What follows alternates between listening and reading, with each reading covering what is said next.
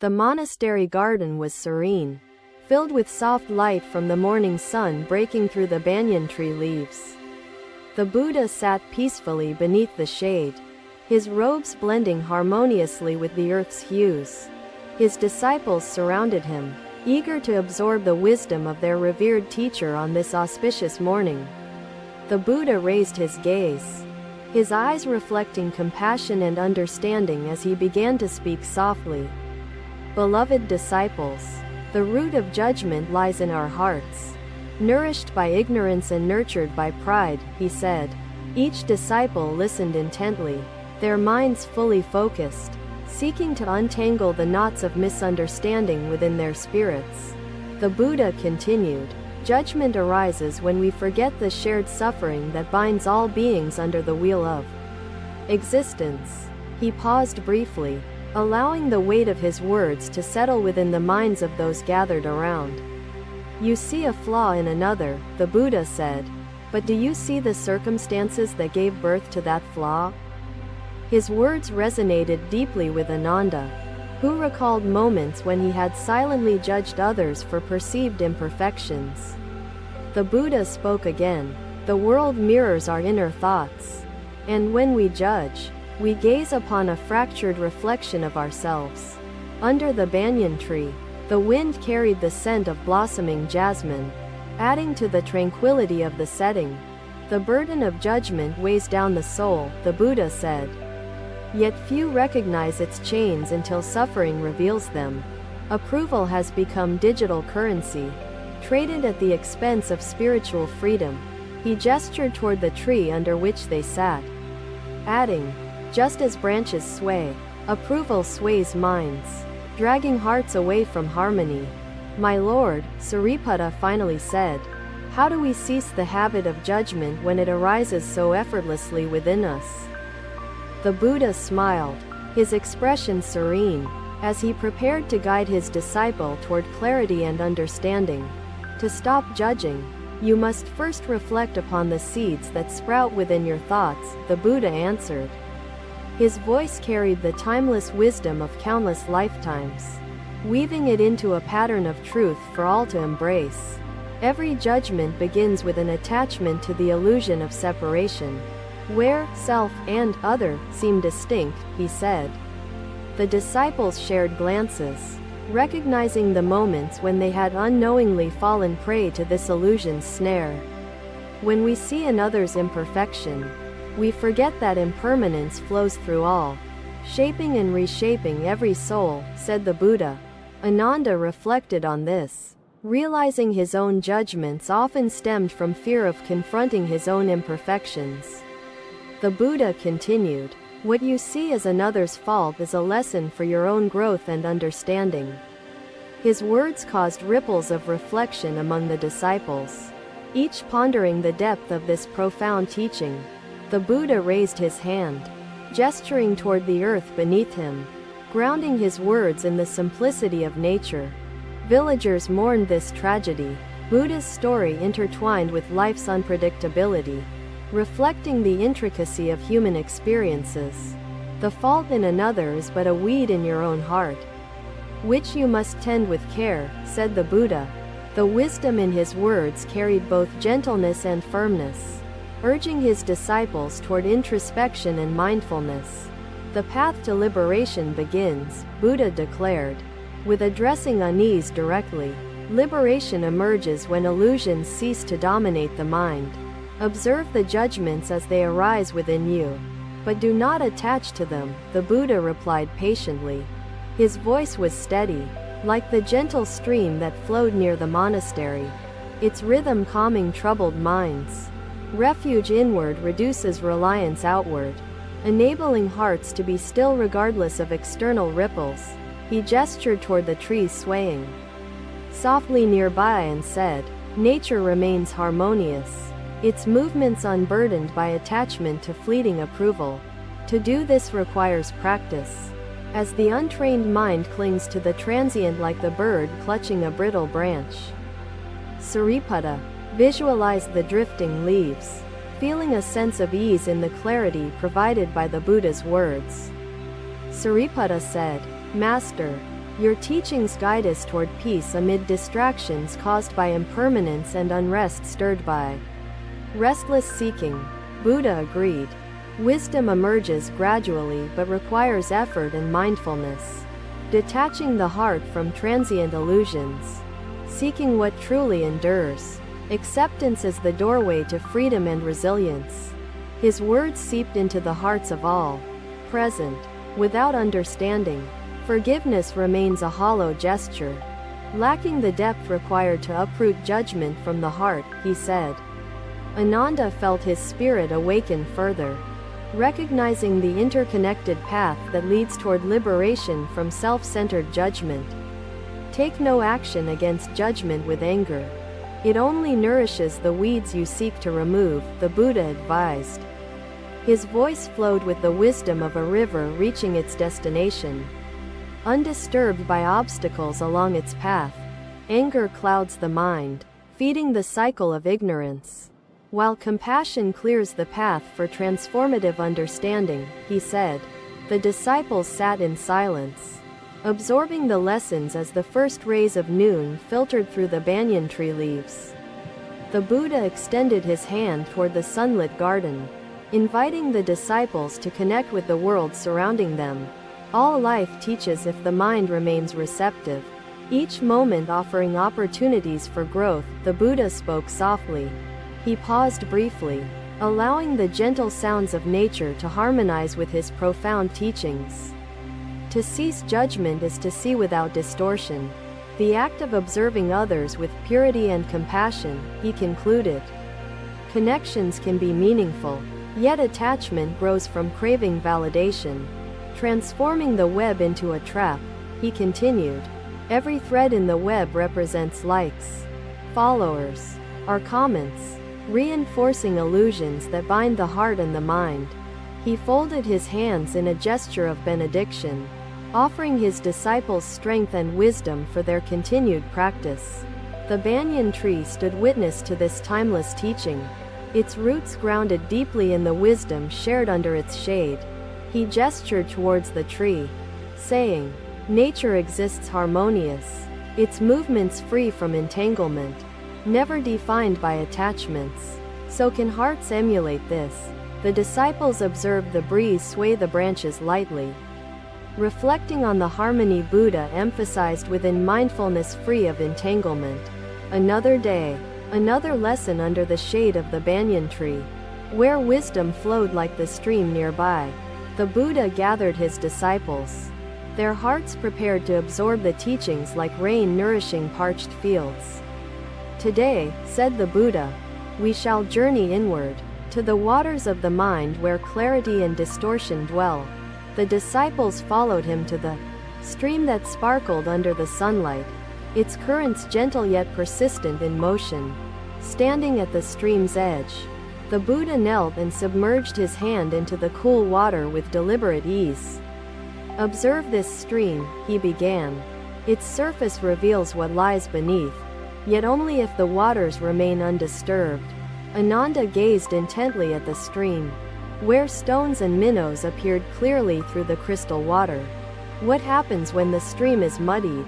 asked the Buddha, pulling his hand back and letting droplets fall to the ground. Sariputta replied, "It conceals the truth, showing only chaos and obscuring the harmony that exists beneath its surface." The Buddha nodded, his serene gaze resting on the reflection of clouds floating above the stream's shimmering surface. "The mind mirrors this stream," he said, "clear when still, distorted when stirred by judgment and attachment." Each disciple contemplated his words, their thoughts rippling like the waters disturbed by a fallen twig. "The disturbances arise from grasping and clinging," continued the Buddha, "shadows of ignorance reaching to claim the mind's light." He sat beside the stream, motioning his disciples to join him on the grass that cushioned the earth. "As you meditate," he instructed, "observe each thought that arises without grasping or rejecting. Merely let it flow away." The disciples closed their eyes, steadying their breath and settling into the rhythm of mindfulness within their beings. "Let your mind be like the stream," the Buddha guided, flowing freely, untroubled by the debris that falls upon it. Hours passed in silence, broken only by the occasional chirping of birds or rustle of leaves in the breeze.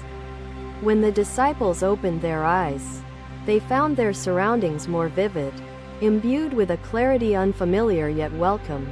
Ananda turned to the Buddha and said, "Master, I feel lighter, as though the burdens of judgment have fallen away." The Buddha smiled gently, his approval warm like the sun illuminating the grass where they sat. "The clarity you feel now," said the Buddha, "is the mind unburdened, seeing the world without distortion or attachment." Ananda nodded, his gratitude apparent, yet his expression revealed lingering questions seeking further guidance.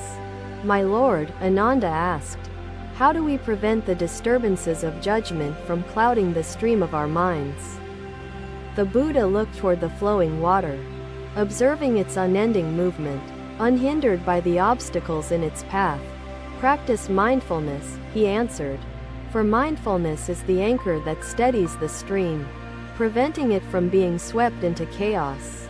He reached for a leaf, holding it above the stream before letting it drift upon the current below.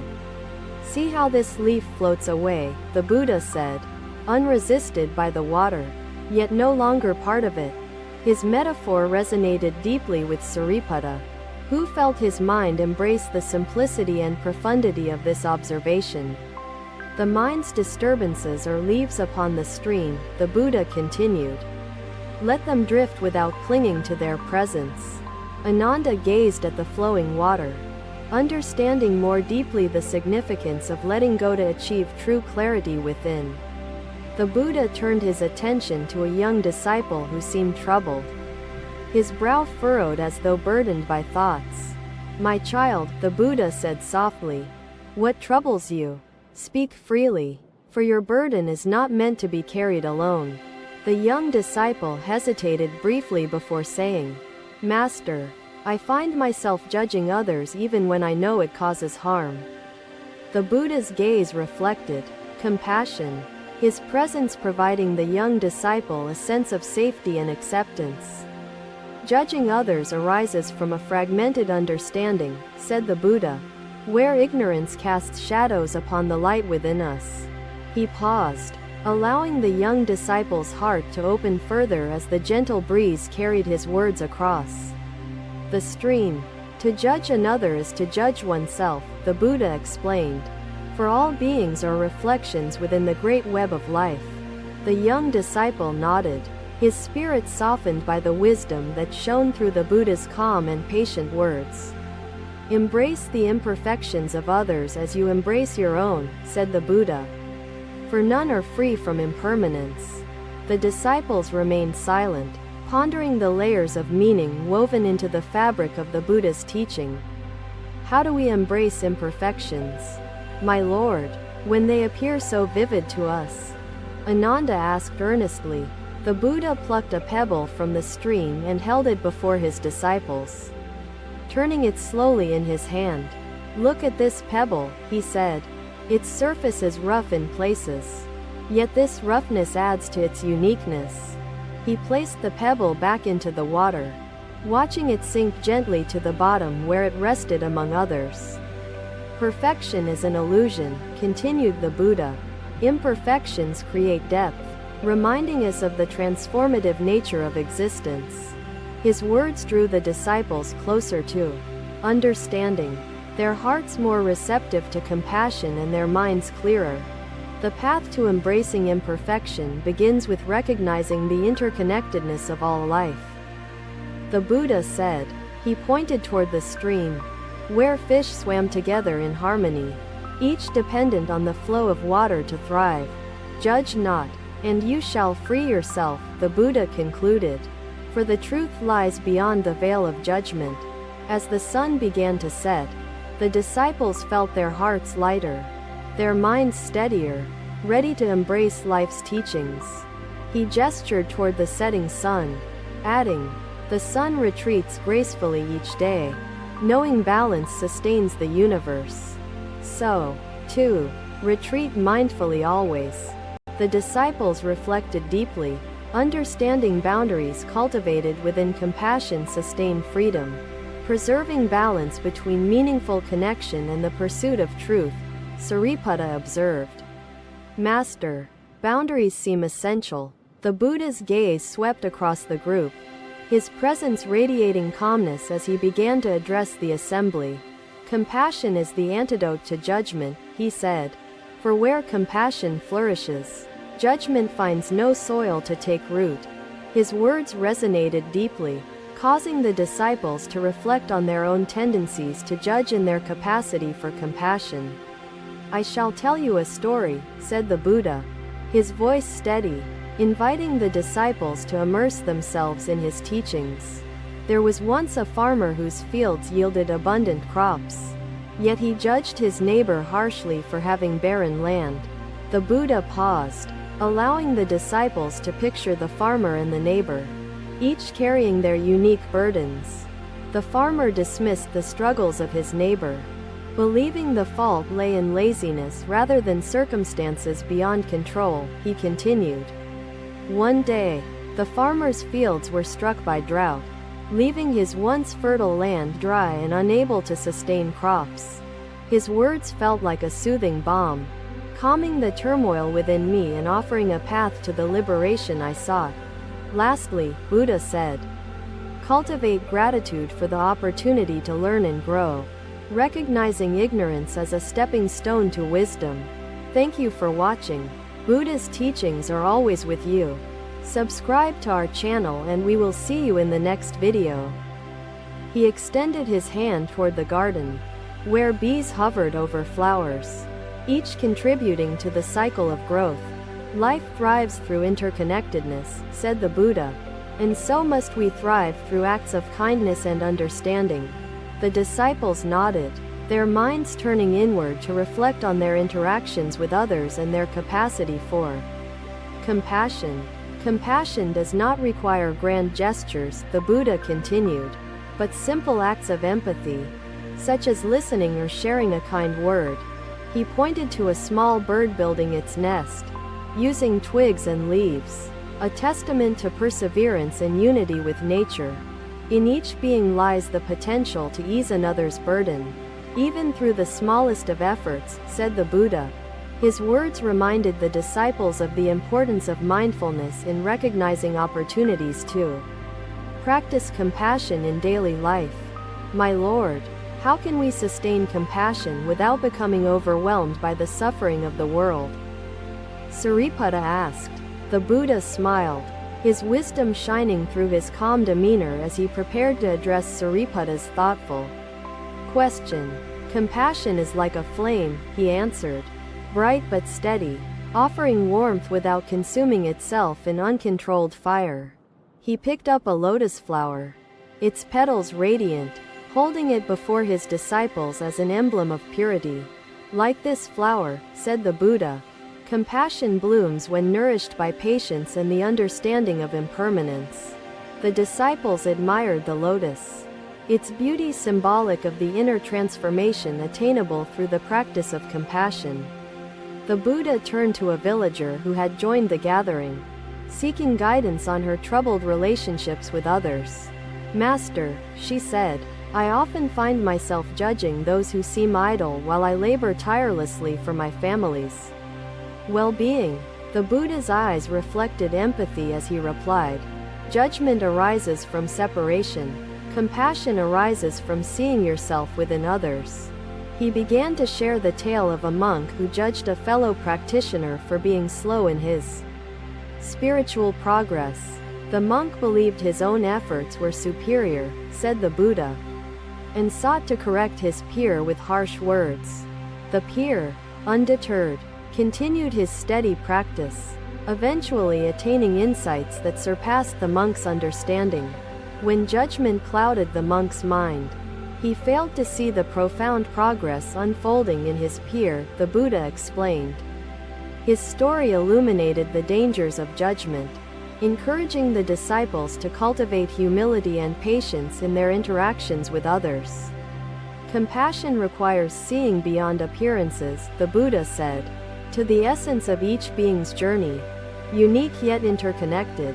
He gestured toward the stream flowing nearby, its waters uniting all it touched without judgment or preference.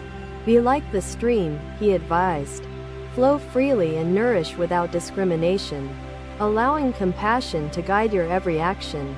The disciples closed their eyes, meditating on the stream's movement and the Buddha's words that flowed seamlessly like its currents. When they opened their eyes, the world appeared clearer, their hearts lighter, ready to embrace compassion in its fullness. Ananda reflected, saying, "Master, I see now that compassion begins within, for we cannot offer what we do not cultivate." The Buddha nodded, pleased with Ananda's insight, as he prepared to share one final teaching on the practice of compassion. Compassion transforms both giver and receiver, he said, creating ripples that spread throughout the fabric of existence. He pointed to the horizon, where the sky met the earth, a reminder of the unity underlying all distinctions. Let your compassion be boundless, the Buddha concluded, for in embracing all, you embrace the truth of interconnectedness. As the sun set, the disciples carried the Buddha's teachings within their hearts, ready to embody compassion in their lives. Another day ended, another step taken toward understanding, and the Buddha's words remained an eternal guide for all who listened. Thank you for watching. Buddha's teachings are always with you. Subscribe to our channel and we will see you in the next video.